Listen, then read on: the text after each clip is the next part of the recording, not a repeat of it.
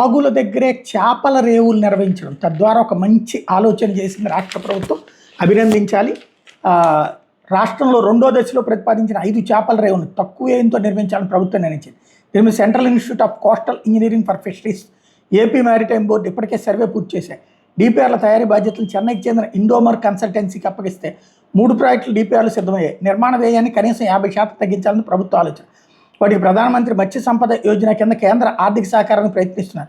దీంతోపాటు మొదటి దశలో చేపట్టిన చేపల రేవుల్లో అదనపు మౌలిక సదుపాయాలు కల్పించేలా అధికారులు ప్రణాళికలు రూపొందించారు. ఉమ్మడి శ్రీకాకుళం జిల్లా బుడగట్లపాలెం, ప్రకాశం జిల్లా కొత్తపట్నం, విశాఖలోని పూడిమడక, పశ్చిమ గోదావరి జిల్లా బియ్యపుతిప్ప, వాడరేవు దగ్గర ప్రతిపాదించిన రేవుల నిర్మాణ వ్యయాన్ని సగానికి తగ్గించేలా డిపిఆర్లను సిద్ధం చేస్తున్నారు.